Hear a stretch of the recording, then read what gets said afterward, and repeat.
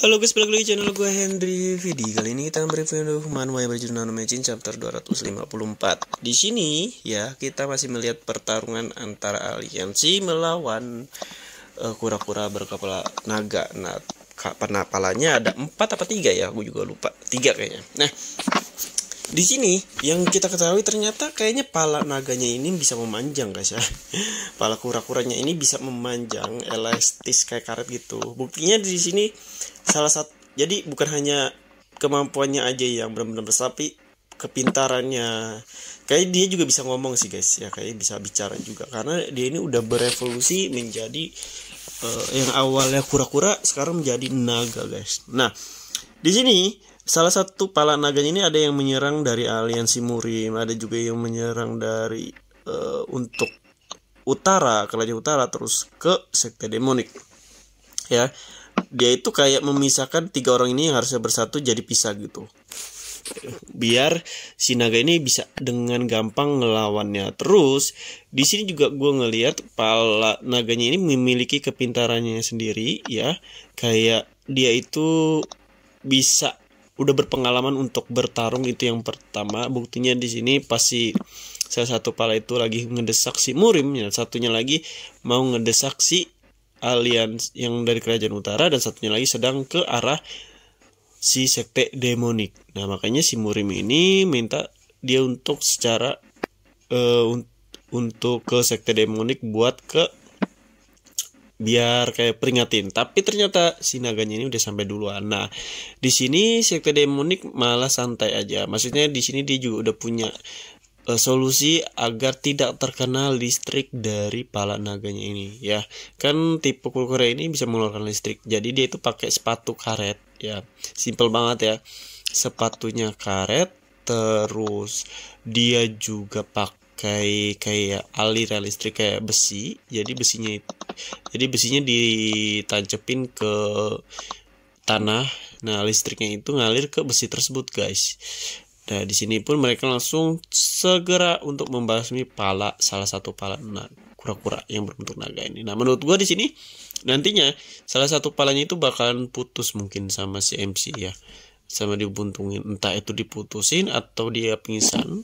Karena kan di sini kulitnya juga keras, guys. Gua nggak tahu yang bisa nembus kulitnya itu pedang MC atau aura MC, belum tahu nih, atau Paki, karena kan udah dicoba kulitnya sangat keras ya.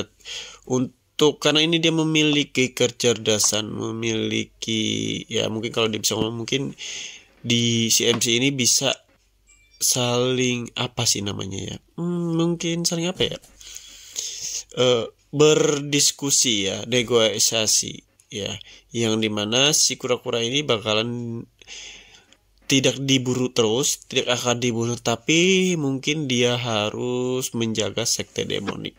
Kalian jadi monster Sekte Demonik, buset. Kalau dia jadi penjaga Sekte Demonik, wow, bakalan keren sih. Tapi gitu guys. Nah, takutnya kan karena di sini ketua Sigblade ini kayak pengen banget, apa tuh namanya, kayak pengen banget milikin si naga ini, entah itu diambil badan-badannya, organnya untuk meningkat kekuatan dia, atau dia ambil elemennya juga, kita nggak ada yang tahu ya.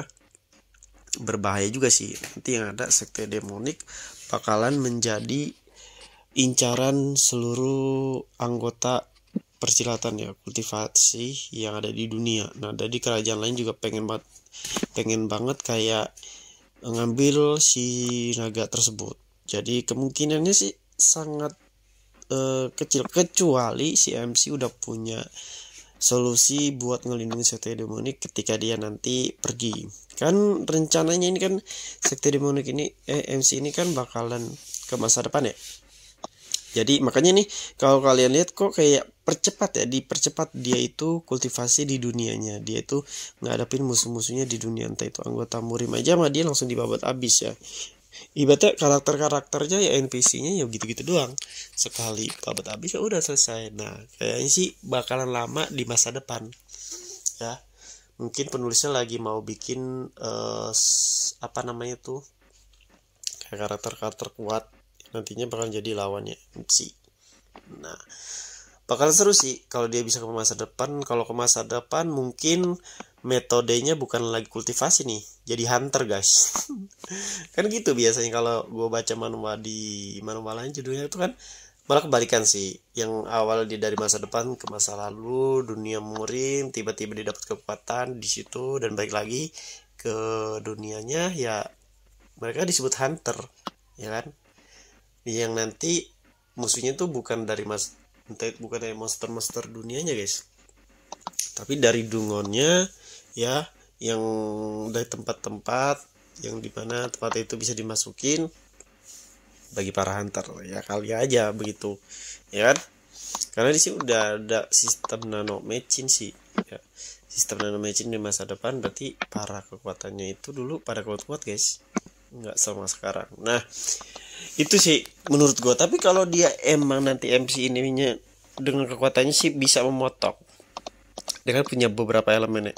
Kali aja elemen itu disatuin buat motong kulit ya atau daging dari kura-kura ini yang berkepala naga, sehingga nanti kekuatan listriknya ini juga bakalan dipelajari sama Nano. Jadi dianalisa dulu sama Nano dan nantinya dipelajari sama si MC. Dia bakal mengambil inti elemen listriknya guys, ya.